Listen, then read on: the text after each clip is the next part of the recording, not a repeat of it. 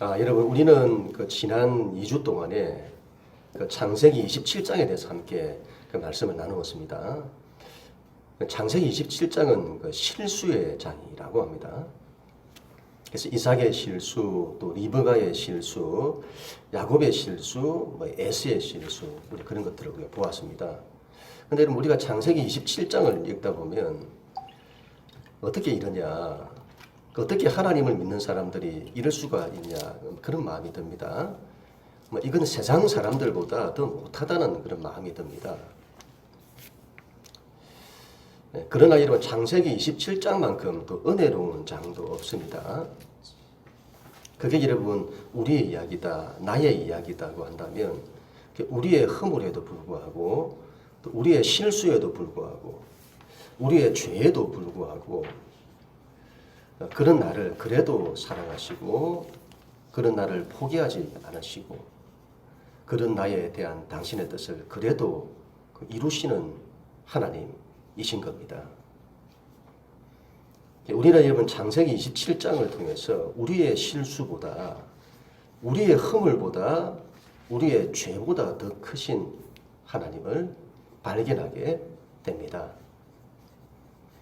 우리의 허물과 죄로 인해서 우리의 인생이 불안과 두려움 가운데 있을 때에 그런 나를 멀리하지 않으시고 오히려 그런 때에 더 가까이 해주시고, 그래도 나에게 은혜를 베풀어 주시는 하나님.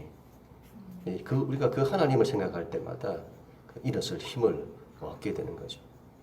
우리는 오늘 창세기 28장에서도 그런 하나님을 만나게 됩니다. 우리 오늘 말씀 우리 읽지는 않았습니다만 28장 1절 2절 말씀인데, 우리 하나님 말씀 같이 읽도록 하겠습니다. 시작. 이삭이 야곱을 불러 그에게 축복하고 또 당부하여 이르되 너는 가나안 사람의 딸들 중에서 아내를 맞이하지 말고 일어나 밧단 아람으로 가서 내 외조부 부두엘의 집에 이르러 거기서 내 외삼촌 라반의 딸 중에서 아내를 맞이하라. 아멘. 그 이삭이 둘째 아들 야곱을 불러서 밧단 아람으로 보냅니다. 밧단 아람이라는 곳은 그 야곱의 어머니 그 리브가의 고향이죠. 그 야곱을 보내는 이유는 겉으로는 가나안 땅에서 아내를 구하지 말고 그곳에서 아내를 구하라는 것입니다만, 그러나 그 속내는 따로 있습니다. 이 야곱이 그 27장에서 아버지를 속이고 형을 속여 장자의 축복권을 가로챘습니다. 그 일로 형 에스가 아버지가 죽고 나면 야곱을 죽이겠다는 거죠. 엄마 리브가가 그걸 알고는 야곱에게 너는 하란에 있는 외삼촌의 집에 도망가 있어라. 형의 노가 풀리면 사람을 보내어서 너를 부를 테니. 그렇게 된 거죠. 형이 죽이려고 해서 야곱을 보낸다고 하면 이 아무것도 모르는 이삭이 그걸 허락할 리도 없고, 또 그렇게 말한다면 내가 한 번 쏙지 두 번 쏙냐 할 테니까 명분이 필요한 거죠. 그래서 여러분, 이 큰아들 에스가 가나안 땅 헷 사람의 딸들과 결혼해서는 너무 힘들었다. 그러니까 리브가가 이삭에게 그렇게 말하는 거죠. 내가 너무 힘들다고. 이런 고부 갈등이 없다고. 그런데 야곱까지 이 땅 여자와 결혼하면 내가 무슨 재미로 인생을 살겠냐고. 그래서는 아내를 구하기 위해서 외가 쪽으로 보내자는 겁니다. 겉으로 볼 때는 아내를 구하기 위해 외가 쪽으로 가는 것이고, 실제 속내는 형을 피해서 도망가는 겁니다. 결국 여러분, 어머니 리브가가 남편을 속이고 야곱이 아버지를 속여 장자의 축복권을 빼앗은 대가는 이 야곱이 도망자가 되는 것이죠. 리브가도 사랑하는 이 아들 야곱을 떠나보내야 하고, 야곱도 사랑하는 엄마에게서 떠나야 하는. 그리고 지금까지 평생을 아버지 집에서 함께 살았잖아요. 그런데 이제 본토 아비 집을 떠나야 하는 상황이 된 겁니다. 여러분, 야곱은 하루아침에 도망자 신세가 되었습니다. 여러분, 때로는 우리도 인생을 살면서 우리의 실수, 우리의 허물, 우리의 죄 때문에 쫓기는 신세가 될 때가 있습니다. 쫓긴다는 이 말이 꼭 물리적인 것만을 말하지는 않습니다. 우리가 마음이 쫓기고 막 삶이 쫓기고 그런 쫓기는 삶을 살아가게 되는 거죠. 쫓기는 자들의 특징은 늘 불안하고 두려워합니다. 인생은 쫓기는 신세, 도망자의 신세가 되면 안 되는데 늘 평안하고 또 안식해야 하는데 그렇지 못한 우리의 모습, 우리 야곱에게서 우리의 모습을 보게 되는 것이죠. 하루아침에 도망자 신세가 된 야곱의 인생은 어떻게 될까요? 아버지 이삭은 야곱을 떠나보내면서 그 아들을 축복을 합니다.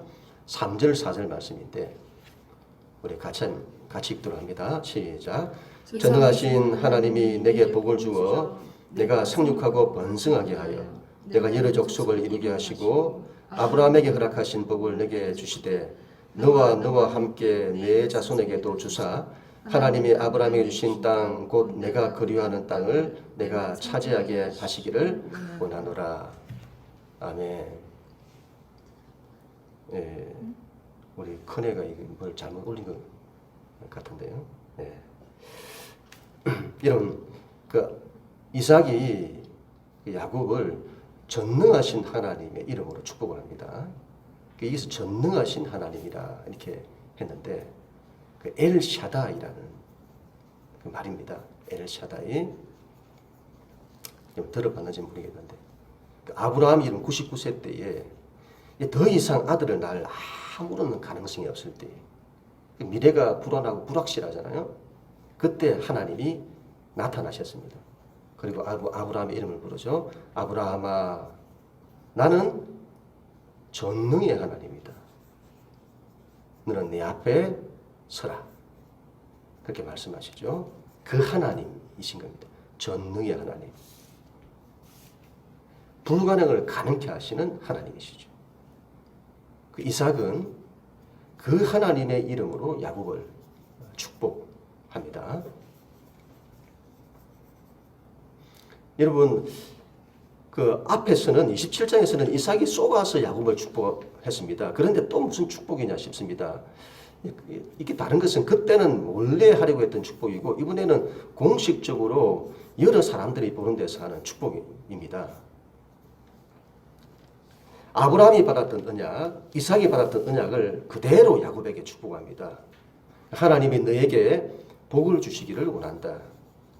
하나님이 너에게 복을 주어 너가 생육하고 번성하여 여러 민족을 이루기를 원한다. 하나님이 아브라함에게 허락하신 복을 너와 너의 자손에게도 주기를 원한다. 하나님이 아브라함에게 주신 땅, 곧 이 땅을 너가 차지하기를 원한다. 이제 도망가야 하는 이 야곱에게 가장 필요한 것은 무엇일까요? 도망가는 야곱에게 가장 필요한 것은 무엇일까요? 바로 기도죠, 기도. 축복 기도인 겁니다. 네가 앞으로 가는 길에 하나님이 너를 축복하시기를 원한다. 그런 축복 기도입니다. 아버지가 자신을 속인 아들이지만 하나님의 뜻이 이 아들에게 있음을 깨닫고는 이제 전심으로, 그것도 공식적으로 축복 기도를 하는 겁니다.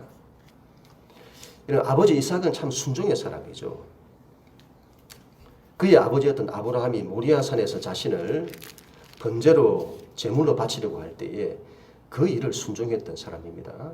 대단한 순종이죠. 블레셋 땅에서 우물 때문에 사람들의 반대를 받았을 때에도 그때도 하나님께 순종하는 마음으로 양보하고 또 양보했던 사람입니다. 그런 여러분 이삭의 생애에서 가장 큰 순종은 이 이삭이 야곱을 축복한 것입니다. 이삭이 처음에는 에서를 축복하려고 했잖아요. 이삭은 에서를 사랑했잖아요. 에서는 사냥꾼인데 그 당시로 하면 이 영웅의 모습입니다. 에서는 그런 아들이 좋았습니다. 그런 아들이 늘 자랑거리였죠. 그런데 속아서 야곱을 축복합니다. 그리고 몸이 떨릴 정도로 깨닫게 되는 거죠. 하나님의 뜻이 야곱에게 있다는 것을 깨닫고 몸이 떨릴 정도로 그리고는 이번에는 자신의 모든 것을 이제는 다 내려놓고 하나님께 순종하여 야곱에게 공식적으로 축복하는 겁니다. 그래서 여러분 이 히브리서가 이삭을 이렇게 말하는데요. 히브리서 11장 20절 말씀에 믿음으로 이삭은 장차 있을 일에 대하여 야곱과 에서에게 축복하였으며, 이 히브리서 11장은 믿음의 장인데 구약의 믿음의 사람들에 대한 이야기를 막 하잖아요. 그 각 사람의 인생에서 가장 큰 일을 기록합니다. 그런데 이삭에 대해서는 뭘 기록하냐 할 때 그가 야곱과 에서를 축복한 그 이야기를 기록하죠. 그게 여러분 이삭의 생애에서 가장 중요한 클라이막스라는 것을 보여주는 겁니다. 자신을 내려놓고 하나님의 뜻에 순종하여 야곱을 축복하는. 그래서 하나님은 에서와 같은 영웅이 아니라 야곱과 같은 허물 많고 죄 많으나 하나님을 붙들고 하나님의 약속을 붙드는 그 야곱을 사랑하신다는 것을 알고 그에게 축복하는. 우리는 오늘 이 사건이 얼마나 중요한 사건인지를 알아야겠습니다. 아버지가 야곱을 축복하고 그를 밧단 아람에 보내어 아내를 맞이하게 하고 가나안 사람의 딸들 중에서 아내를 맞이하지 말라고 하니까 그걸 본 에서는 가나안 아내 둘이, 자기는 가나안 아내를 맞이했잖아요. 그 아내 둘이 아버지 이삭을 기쁘게 하지 못한다는 것을 알고는 또 결혼을 하게 되는데, 이번에는 아브라함의 할아버지 아브라함의 아내의 몸종이었던 하갈을 통해 낳았던 이스마엘이 있잖아요. 그죠? 이스마엘의 딸과 결혼을 하게 되어집니다. 이런 하갈은 애굽 사람이고 이스마엘의 아내도 애굽 사람이고, 그렇다면 그 딸도 애굽 사람인 겁니다. 에서는 가나안 여자만 아니면 된다고 생각한 듯합니다. 우리는 이걸 통해서 이 에서가 생각이 있는지 없는지 모르겠다, 그런 마음이 들어요. 어떻게 그런 생각을 하는 건지. 이스마엘이 누구입니까? 자신의 아버지 이삭을 핍박했던 사람이고, 하갈이 누구입니까? 할머니 사라를 그렇게 힘들게 했던 사람입니다. 그런 사람의 딸을 아내로 삼겠다는 겁니다. 이 에서가 이런 몰라도 너무 모르는 거죠. 에서는 할아버지 아브라함과 아버지 이삭으로부터 들었던 하나님, 그리고 하나님의 약속에 전혀 관심이 없습니다. 이 에서는 하나님의 말씀을 귀담아 듣지를 않는 겁니다. 부모가 신앙의 사람을 원하는데 하나님 신앙이 없으니 결혼해서 신앙이 중요하다는 그런 게 안 보이는 겁니다. 그런 걸 대수롭지 않게 여기는 거죠. 참 안타깝죠. 하여튼 여러분, 야곱은 아버지의 축복을 받고는 먼 길을 도망갑니다. 하나님 말씀 10절부터 12절까지 말씀인데 우리 같이 읽도록 하겠습니다. 시작. 야곱이 브엘세바에서 떠나 하란으로 향하여 가더니 한 곳에 이르러는 해가 진지라. 거기서 유숙하려고 그곳에 한 돌을 가져다가 베개로 삼고 거기 누워 자더니 꿈에 본즉 사닥다리가 땅 위에 서 있는데 그 꼭대기가 하늘에 닿았고 또 본즉 하나님의 사다들이 그 위에서 오르락 내리락 하고. 아멘. 야곱이 떠나는 이 브엘세바에서 하란까지의 길은 먼 길입니다. 약 800km 정도 된다고 해요. 우리나라 서울에서 부산까지가 325km잖아요. 그 2배 이상이 되는 길입니다. 그 길을 도망가다가 루스라고 하는 곳에서 잠을 자게 되는데, 이 브엘세바에서 떠났잖아요. 루스까지는 한 80에서 90km 정도 된다고 해요. 걸어서 간 겁니다. 처음 출발하고는 브엘세바를 출발해서는 가장 힘들었을 그때인 거죠.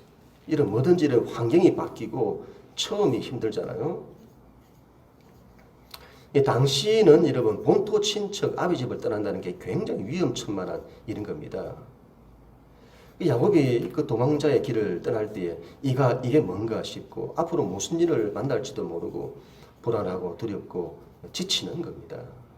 그래서 너무 여러분 지쳐서 돌을 베개 삼아 누워 잠을 자는데 꿈을 꾸게 된 거죠.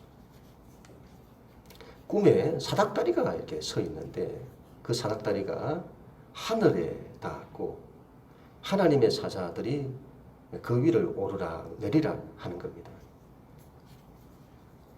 사닥다리라고 번역을 했지만 계단으로 번역하는 것이 더 맞다고 봅니다. 나중에 그 야곱이 그곳의 이름을 베델이라고 하잖아요. 베델. 하나님의 집이란 뜻입니다. 하나님의 집, 하나님의 성전을 말하는 거죠. 그걸 볼 때도 이런 사닥다리는 계단으로 보는 게 맞다고 봅니다. 고대에 여러분 지구라트라는 것이 있었습니다. 고대인들의 신전이죠. 그들이 믿는 신이 있는 곳, 신전. 바벨탑을 쌓듯 신전을 높이 쌓는 겁니다. 그리고 그 신전에 계단을 이렇게 만들었는데 그 계단을 통해서 하늘 높이 있는 신에게로 올라간다는 거죠. 그래서 사닥다리는 계단으로 보는 게 맞다고 봅니다. 하늘에 이르는 계단인 거죠. 그 위에 하나님이 계시기 때문에 천국의 계단, 하나님께 이르는 계단인 겁니다.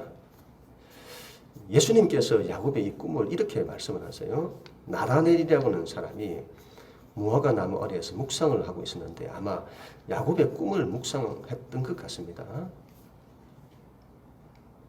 그때 예수님이 하늘이 열리고 하나님의 사자들이 인자 위에 오르락 내리락 하는 것을 보리라. 그렇게 말씀하시죠. 그때 예수님은 야곱의 그 사닥다리, 그게 하늘과 땅을 이어주는 그 계단인데 그게 바로 인자다. 그런 말씀이죠. 예수님 당신 자신을 말씀하는 겁니다. 당시 여러분 유대인들은 사람들이 율법을 지켜야 하나님께로 이른다고 생각을 했습니다. 율법을 지켜 유대 공동체 속에 들어와야 하나님께 이른다고 생각을 했습니다. 예수님은 그걸 정면으로 깨뜨리시는 거죠. 예수님만이 하나님께로 이르는 길임을 보여줍니다. 예수님만이 천국에 이르는 계단입니다. 예수님만이 하나님께 이르는 계단입니다. 예수님만이 하늘과 땅을 잇습니다. 예수님만이 우리로 하나님께 이르게 합니다. 예수님만이 하나님이 우리에게 오시게 합니다. 야곱이 지쳐 쓰러져 있을 때에 야곱은 꿈을 통해서 하나님이 계신 집을 본 겁니다. 하나님께로 이르는 계단을 본 겁니다. 그 위에 계신 하나님을 본 겁니다. 그 하나님께서 자신에게 말씀하시는 그 말씀을 들은 겁니다. 도망자 야곱이잖아요. 도망자 야곱. 하루아침에 모든 걸 잃고 힘들고 어려운 길을 출발한 야곱입니다. 불안하고 두려워하고 앞으로 어떻게 될지 모르는, 그리고는 지쳐 쓰러져 있는 야곱을 하나님이 찾아와 주신 겁니다. 힘들고 이러면 지쳐 있는 우리의 인생에 하나님은 우리를 찾아와 주시는 하나님이신 겁니다. 때때로 여러분 내 실수에 의해서, 내 잘못에 의해서, 내 허물 때문에, 내 죄악 때문에 내가 그 일을 자초하고, 내가 그 일을 자초하고도 그 일로 내가 낙심하고 힘들어하고 있을 때에 그런 나를 찾아와 주시는 하나님이시다. 그를 나를 만나주시는 하나님. 야곱은 여러분 광야에서 그 하나님을 만나게 되는 거죠. 지금까지 야곱은 하나님께 대해서 들었습니다. 들어왔습니다. 그러나 이제 그 하나님을 직접 경험하는 겁니다. 그 하나님께서 야곱에게 오늘 이렇게 말씀을 하세요. 13절부터 15절까지 말씀입니다. 좀 길지만 우리 같이 읽겠습니다. 시작. 또 본즉 여호와께서 그 위에 서서 이르시되 나는 여호와니 너희 조부 아브라함의 하나님이요 이삭의 하나님이라. 내가 누워있는 땅을 내가 너와 내 자손에게 주리니 내 자손이 땅의 티끌같이 되어 내가 서쪽과 동쪽과 북쪽과 남쪽으로 퍼져갈 것이며 땅의 모든 족속이 너와 내 자손으로 말미암아 복을 받으리라. 내가 너와 함께 있어 내가 어디로 가든지 너를 지키며 너를 이끌어 이 땅으로 돌아오게 할지라. 내가 내게 허락한 것을 다 이루기까지 너를 떠나지 아니하리라 하신지라. 아멘. 아멘. 여러분, 하나님은 야곱을 축복하십니다. 나는 너희 할아버지 아브라함의 하나님이고 너희 아버지 이삭의 하나님이다. 내가 너가 누워 있는 이 땅을 너와 너의 자손에게 줄 거다. 너의 자손을 땅에 티끌같이 많게 하여 사방으로 퍼져나가게 할 거다. 땅의 모든 족속이 너와 너의 자손으로 말미암아 복을 받게 할 거다. 이건 여러분 하나님께서 아브라함에게 허락하셨던, 그리고 그의 또 아들인 이삭에게 허락하셨던 그 언약을 야곱에게 또 주시는 거죠. 내가 너에게 약속한 땅이 이 땅이다. 너는 나의 약속을 이루기 위해 이 땅으로 반드시 돌아올 거다. 그때까지 내가 너와 함께 할 거다. 네가 어디로 가든지 너를 지켜낼 거다. 내가 너에게 허락한 것을 이루기까지 내가 너를 떠나지 아니할 거다. 하나님이 그렇게 말씀해 주시는 거죠. 여러분, 도망자 야곱입니다. 한순간에 모든 걸 잃은 야곱입니다. 이제 끝인가? 앞으로 나는 어떻게 될 건가? 내 인생은, 내 미래는, 삶이 불안하고 두렵고 절망적입니다. 그런데 하나님께서 나타나셔서는 내가 너와 함께 할 거다. 내가 너에게 허락한 것을 다 이루기까지 너를 지킬 거다. 너를 떠나지 않을 거다. 그렇게 말씀해 주시는 거죠. 이 야곱이 여러분 아버지의 집을 떠나서 외삼촌 집으로 도망가서는 그곳에서 살게 되는 세월이 20년입니다. 긴 세월이죠. 도망가서 20년의 세월을 그렇게 보내는 겁니다. 야곱은 앞으로 20년의 세월을 정말 고생합니다.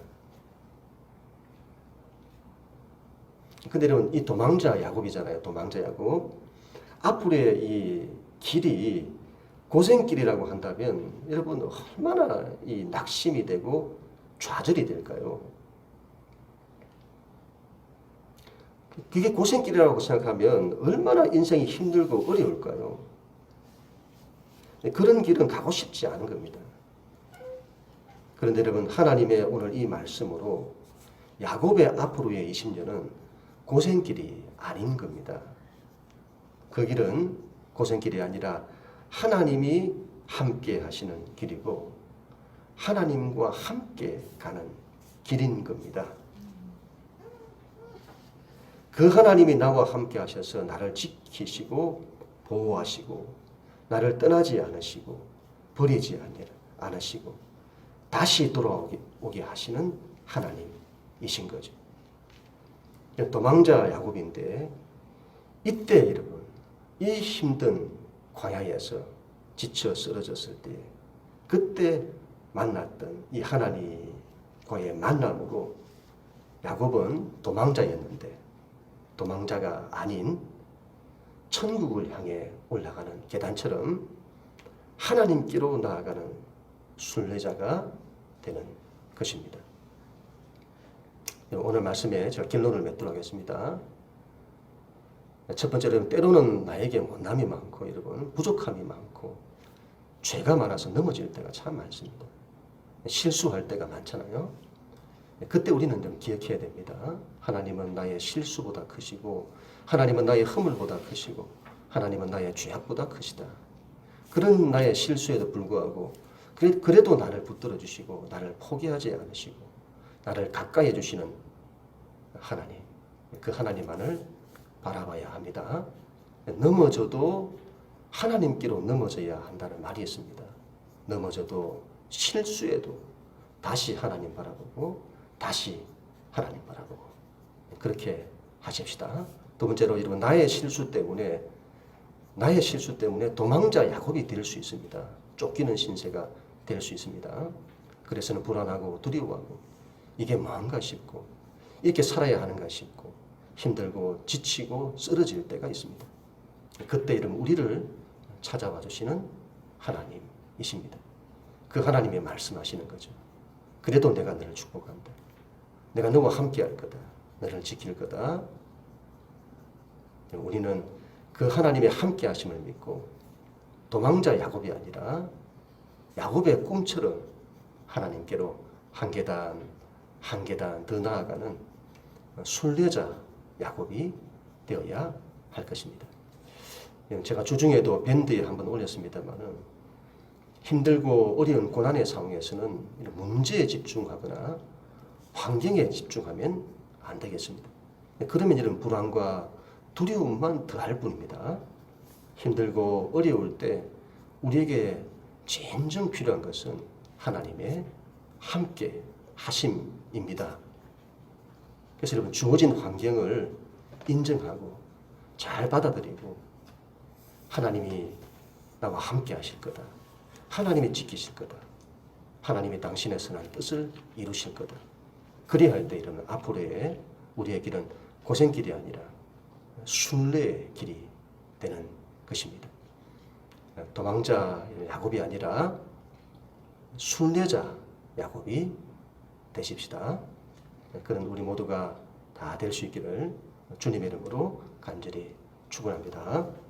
아멘.